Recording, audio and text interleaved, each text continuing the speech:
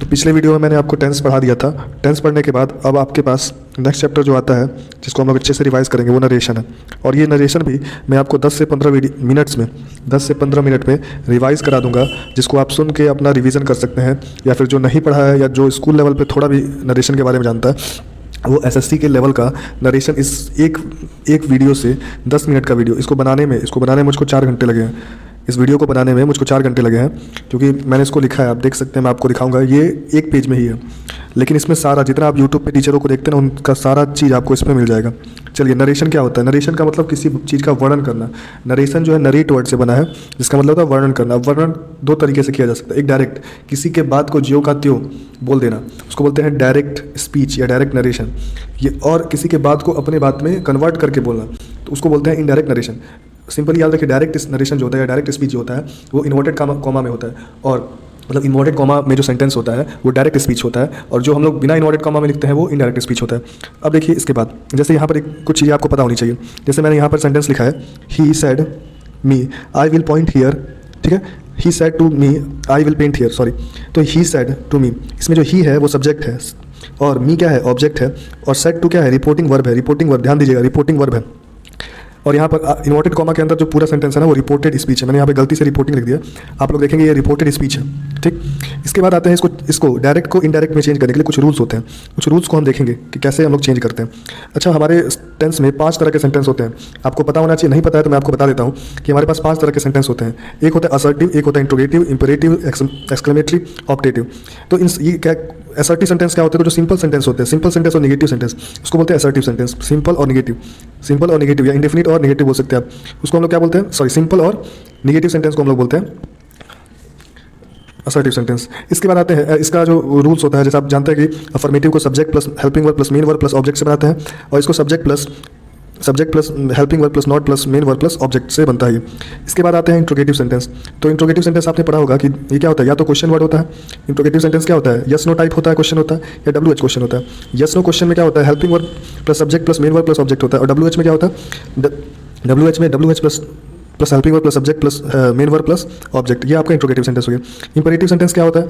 Imperative मतलब किसी को एडवाइस देना, ऑर्डर करना, रिक्वेस्ट करना, तो ये इंपेरेटिव सेंटेंस होता है। अब इसको पहचानेंगे कैसे? इसको पहचानने का तरीका है कि ये हमेशा वर्ब के फर्स्ट फॉर्म से स्टार्ट होता है, या डू नॉट से स्टार्ट होगा, या डू से स्टार्ट होगा, या लेट से स्टार्ट होता है। तो इंपेरेटिव सेंटेंस याद रखिए, imperative, order, advice, request. Exclamatory sentence क्या होते हैं? ऐसे सेंटेंस जिसमें क्या स्ट्रॉन्ग फीलिंग की बात हो, एक्सक्लेमेटरी। तो इसमें क्या होता है? आपको इसको कैसे पता चलेगा? ये पता चलता है कुछ वर्ड जैसे hurray, what, wow, how, alas, ये सब वर्ड्स आपको दिखाई दे, तो एक्सक्लेमेटरी सेंटेंस होता है। ऑप्टेटिव सेंटेंस क्या होता है? जब भी ब्लेसिंग की बात हो, क्रेस की बात हो, विश की बात हो, तो वहाँ पे ऑप्टेटिव सेंटेंस होता है। यहाँ पर ये सेंटेंस ज़्यादातर मे से शुरू होता है। तो ये आपको 5 तरह के सेंटेंसेस है, और इसी को हमको इसका डायरेक्ट से इनडायरेक्ट बनाना सीखना है। तो इसका कुछ रूल है, 2-3 रूल जनरल है, उसके बाद असर्टिव के लिए 1-2 रूल एक्स्ट्रा आ जाएंगे, इंट्रोगेटिव के लिए 1 रूल आ जाएगा। तो पहले जनरल रूल पढ़ते हैं। सबसे पहले क्या होता है? Change of tense. तो आप देख रहे हैं कि रिपोर्टेड स्पीच होता है, जो रिपोर्टेड स्पीच इन्वर्टेड कॉमा के अंदर, उसके टेंस को तभी चेंज करेंगे जब हमारा रिपोर्टिंग वर्ब, ये वाला verb, reporting verb past tense में हो, ठीक है। रिपोर्टिंग वर्ब पास्ट टेंस में होगा तो हम लोग क्या करेंगे? इसके टेंस को चेंज करेंगे। अगर वो प्रेजेंट में होगा, फ्यूचर में होगा, अगर ये प्रेजेंट और फ्यूचर में होगा तो हम चेंज नहीं करेंगे। अब बात आती है कि कैसे चेंज करेंगे, मतलब रिपोर्टिंग वर्ब के रिपोर्टेड स्पीच के टेंस को कैसे चेंज करेंगे। तो देखिए, अगर डायरेक्ट में रिपोर्टेड स्पीच प्रेजेंट में है तो उसके सारा चीज़ पास्ट में चेंज है। जैसे प्रेजेंट इंडेफिनिट है तो पास्ट इंडेफिनिट में, प्रेजेंट कंटिन्यूअस है तो पास्ट कंटिन्यूअस में, प्रेजेंट परफेक्ट है तो पास्ट परफेक्ट में, प्रेजेंट परफेक्ट कंटिन्यूअस है तो पास्ट परफेक्ट कंटिन्यूअस में चेंज हो जाएगा रिपोर्टेड स्पीच, ठीक है। इसके बाद हम देखते हैं, अगर वो रिपोर्टेड स्पीच क्या हो, सिंपल पास्ट में हो तो पास्ट परफेक्ट में अपने एक से एक छोड़कर, मतलब एक के बाद दूसरा। पास्ट कंटिन्यूअस है तो पास्ट परफेक्ट कंटिन्यूअस में हो जाएगा, और पास्ट परफेक्ट है तो no change, past perfect continuous है तो टेंस चेंज नहीं होगा। अगर इसके अलावा आप देखते हैं कि विल सेल आ जाए, क्या आ जाए? विल या सेल हो तो शुड हो जाएगा, सेल है तो सॉरी विल है तो वुड हो जाएगा, सेल है तो शुड हो जाएगा, मे है तो माइट हो जाएगा, कैन है तो कुड हो जाएगा। ये आप देख रहे हैं। तो इस तरह से टेंस चेंज होगा। और कब चेंज होगा? जब आपका रिपोर्टिंग जो वर्ब है, रिपोर्टिंग वर्ब जो है वो पास्ट में हो, यानी सेड हो। सेज होगा तो नहीं चेंज होगा, विल सेज होगा, फ्यूचर में होगा तो नहीं चेंज होगा। इतनी बात आपको समझ में आ गई? चलिए, इसके बाद दूसरा इसमें एक पॉइंट है कि चेंज ऑफ, अब यहाँ पर देखिए, और एक इसका यूनिवर्सल ट्रूथ एक्सेप्शन ये भी है कि टेंस में चेंज नहीं होगा यदि यूनिवर्सल ट्रूथ की बात हो। अगर मान लीजिए यहाँ पर सेड ही है, ये क्या है? सेड है, पास्ट टेंस है, पास्ट है तो ये हमारा टेंस चेंज होना चाहिए, रिपोर्टेड स्पीच का टेंस चेंज होना चाहिए। लेकिन अगर इसमें यूनिवर्सल ट्रूथ दे दिया, फैक्ट दे दिया, हैबिट दे दिया, रूटीन एक्शन दे दिया, प्रोवर्ब्स दे दिया, तो उस कंडीशन में हम लोग रिपोर्टेड स्पीच के टेंस को चेंज नहीं करेंगे। ठीक है, इतनी बात समझ में आई। जैसे देखिए the teacher said in the class the sun rises in the east, तो the sun rises in the east क्या है, ये एक यूनिवर्सल ट्रूथ है। तो ये जब ट्रूथ है तो इसका हम लोग देखिए राइजेस क्या है, प्रेजेंट इंडेफिनिट में है, हमको चेंज करना चाहिए पास्ट इंडेफिनिट में, लेकिन हम चेंज नहीं करेंगे। The teacher said in the class the sun rises in the east, ये बात समझ में आ गई। ये रूल है, लेकिन इसका एक्सेप्शन क्या है कि अगर यूनिवर्सल ट्रूथ हो जाए, हैबिट हो जाए, एक्शन हो जाए, मतलब रूटीन एक्शन प्रोवर्ब्स, तो हम चेंज नहीं करेंगे। अब आते हैं change of pronouns. Change of pronouns में क्या है कि जैसे हमारे पास ये है ना रिपोर्टेड वर्ब, रिपोर्टेड स्पीच का जो प्रोनाउन है आई, यहाँ पर दिया जैसे आई दिया, तो इसको हम लोग चेंज करते हैं। तो चेंज कैसे करते हैं, तो फर्स्ट पर्सन को सब्जेक्ट के अनुसार, जो फर्स्ट पर्सन है उसको सब्जेक्ट के हिसाब से चेंज करते हैं, सेकंड पर्सन को ऑब्जेक्ट के हिसाब से, और थर्ड पर्सन को नो चेंज। फर्स्ट पर्सन में आई वी होता है, आई वी को सब्जेक्ट के हिसाब से, यू को ऑब्जेक्ट के हिसाब से, और ही सी इट दे को क्या करेंगे हम लोग में नो चेंज करेंगे, कोई भी चेंज नहीं आएगा। ठीक, अब आते हैं कुछ और रूल्स है इसमें कि क्या होता है। चलिए एक और चीज़ दिखाते हैं इसके बाद आगे का। ठीक, अब क्या होता है, थर्ड जनरल रूल है कि चेंज ऑफ वर्ड। तो अगर चेंज ऑफ वर्ड क्या है, कुछ वर्ड्स को चेंज किया जाता है। अगर मान लीजिए रिपोर्टेड स्पीच में दिस है तो दैट में, हियर है तो देयर में, नाउ है तो देन में, टुडे है तो दैट डे में, दस है तो सो में, हेंस है तो देंस में, यस्टरडे है तो द लास्ट डे में, टुमारो है तो द नेक्स्ट डे, दीज तो those, last night the previous night, next week the following week, here तो देयर हो जाएगा। इसके बाद ये आपका जनरल रूल कंप्लीट होता है। अब आते हैं हम लोग कि जो हमने 5 तरह के सेंटेंस देखे थे उसका इनडायरेक्ट कैसे बनाते हैं। तो सबसे पहले बात आता है कुछ इसमें 1-2 एक्स्ट्रा रूल है, उसको देख लीजिए। देखिए अगर सेड है, मैं कह रहा हूँ कि सेड को कभी कभी टोल्ड में, टेल्स में चेंज करते हैं, लेकिन कब चेंज करते हैं, जब सेड के बाद या सेज के बाद टू हो, तब जो हमारा क्या होता है, सेड होता है वो टोल्ड में, सेज होता है वो सेज जो होता है वो टेल्स में कन्वर्ट होता है। तो यहाँ पर सेड सेज, तो इसमें नो चेंज होगा। लेकिन ये सेज टू हो गया, सेज टू हो गया, सेड टू हो गया, विल सेज टू हो गया, तो ये चेंज होगा। से टू टेल्स में चेंज हो जाएगा, सेज टू टेल्स में चेंज हो जाएगा, सेड टू टोल्ड में चेंज हो जाएगा, और will says to will tell में चेंज हो जाएगा। इसके बाद क्या करते हैं, जो इन्वर्टेड कामा होता है इसको एलिमिनेट करते हैं दैट से। अब देखिए आपको समझना है इसको बात को। He said he will do it, तो Ram said he will do it, Ram said he will do it. तो सबसे पहले देखिए राम सेड, यहाँ पर Ram said he will do it, तो राम सेड। अब बात आता है कि ही विल डू इट, तो यहाँ पर देखिए सेड है, केवल सेड है, तो अगर केवल सेड है तो नो चेंज, यहाँ पर सेड ही आ गया। दैट, अब देखिए ये सेड कौन सा फॉर्म है, पास्ट फॉर्म है, सेड पास्ट फॉर्म है, तो ये हमारा टेंस चेंज होगा। अब टेंस जो चेंज होगा, ये टेंस किस में है, ही विल डू इट, फ्यूचर में है। फ्यूचर में विल का क्या होता है, वुड हो जाता है, तो ही क्या है, कौन सा person, he would do it हो गया। अब ही हमारा कौन सा पर्सन है, थर्ड पर्सन है, इसीलिए इसमें कोई चेंज नहीं आएगा। ऐसे ही सेड टू राम, यहाँ पर टू आ गया तो हम लोग क्या करेंगे, इसको चेंज करेंगे, टोल्ड हो गया, सेड टू का टोल्ड हो गया। Ram that, Sita had done it, यहाँ पर हैज़ डन इट है, तो ये देखिए प्रेजेंट परफेक्ट में है, तो ये पास्ट परफेक्ट में चेंज हो जाएगा। इसके बाद आते हैं हम लोग इंट्रोगेटिव सेंटेंस में। इंट्रोगेटिव सेंटेंस में भी हम क्या करते हैं, सेड से सेज को आस्क्ड में चेंज कर देते हैं। ऐसे सेड टू हो या सेज टू हो या सेज टू हो, उन सबको भी आस्क में चेंज करते हैं। इसके बाद इन्वर्टेड कॉमा को एलिमिनेट करते हैं 2 तरह से। अगर वो यस नो क्वेश्चन है, यस नो क्वेश्चन है तो इफ वेदर लगाते हैं, और WH क्वेश्चन है तो WH वर्ड ही वहाँ पर जोड़ देते हैं। और एक और इंपॉर्टेंट बात, इंट्रोगेटिव को असर्टिव में चेंज करते हैं। मतलब रिपोर्टेड स्पीच जो होता है always a statement, reported speech जो होता है ऑलवेज स्टेटमेंट में होता है। देखिए जैसे he said to Ram, he said to Ram, said to है तो इसको आस्क में चेंज करेंगे इंट्रोगेटिव में, आस्क राम। और यहाँ पर देखिए do you know his name, do you know his name, तो डू से स्टार्ट हो रहा है, तो यहाँ पर क्या होगा, इफ होगा, इफ ही। अब यू सेकंड पर्सन है, सेकंड पर्सन किसके हिसाब से, ऑब्जेक्ट के हिसाब से, तो ऑब्जेक्ट क्या है, राम। राम के लिए कौन सा प्रोनाउन यूज़ करेंगे, ही, न्यू हिज नेम। इतनी बात समझ में आ गई। इसके बाद आता है इंपेरेटिव सेंटेंस। इंपेरेटिव सेंटेंस क्या होता है, देखिए इंपेरेटिव सेंटेंस मैंने बताया था आपको, इसमें क्या होता है, ऑर्डर की बात होती है, एडवाइस की बात होती है, रिक्वेस्ट की बात होती है। तो देखिए इसमें क्या होता है कि जो सेड होगा या सेड टू होगा वो चेंज हो जाता है किसमें, रिक्वेस्टेड में। ऑर्डर जो होता है वो ऑर्डर्ड में या कमांडेड में चेंज होता है। एडवाइस जो होता है एडवाइज, सजेस्टेड या सजेशन में चेंज हो जाता है। इसके बाद प्रपोजल है तो प्रपोज में चेंज हो जाता है, और या फिर इसमें कभी कभी आप आस्क भी यूज़ कर सकते हैं। इसमें ये ध्यान देना है कि इसमें हम लोग जो एलिमिनेट करते हैं इन्वर्टेड कामा को, तो टू जोड़ते हैं, यहाँ पर टू आता है। और टेंस, जो टेंस होता है, जो इंपेरेटिव सेंटेंस है उसको वर्ब के फर्स्ट फॉर्म में ही चेंज करते हैं। टेंस में जो चेंज होता है उसको वर्ब के फर्स्ट फॉर्म में चेंज करते हैं। इसके बाद देखते हैं हम लोग आगे नीचे। देखिए इतना ही है, आपको इतना ही पढ़ना है, इससे ज़्यादा इतने में ही कंप्लीट हो जाएगा।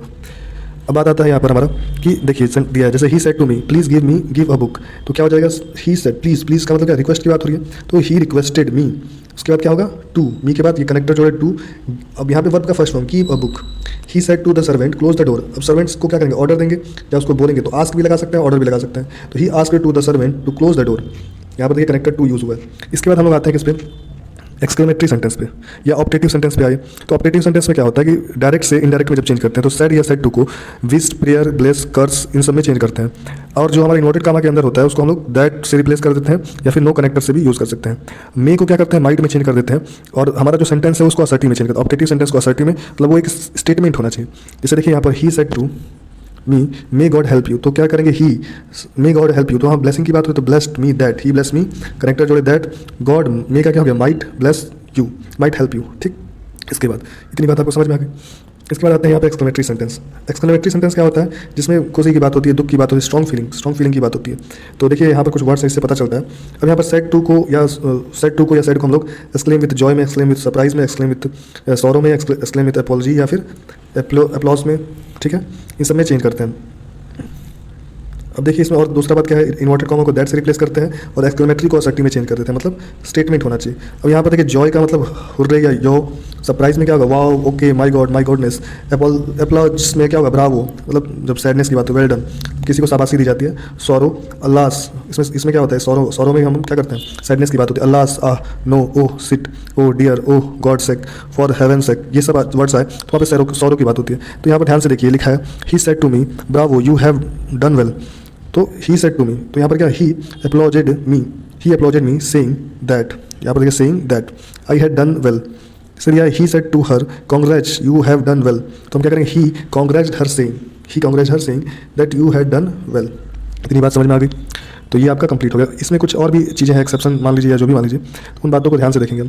जैसे यहाँ पर दिया है सर, यो सरप्राइज में क्या होगा, wow, okay, my God, my goodness, applause में क्या होगा, ब्रावो, मतलब जब सैडनेस की बात हो, वेल डन, किसी को शाबाशी दी जाती है। सॉरो, अल्लास, इसमें क्या होता है, सॉरो में हम क्या करते हैं, सैडनेस की बात होती है, alas, ah, no, oh, shit, oh dear, oh god sake, for heaven sake, ये सब वर्ड्स आए तो वहाँ पे सॉरो की बात होती है। तो यहाँ पर ध्यान से देखिए लिखा है, he said to me bravo you have done well, तो ही सेड टू मी, तो यहाँ पर क्या, ही अपलॉजेड मी सेइंग दैट, यहाँ पर देखिए saying that I had done well. Sir या he said to her congrats you have done well, तो हम क्या करेंगे, he congratulated her saying that you had done well. इतनी बात समझ में आ गई।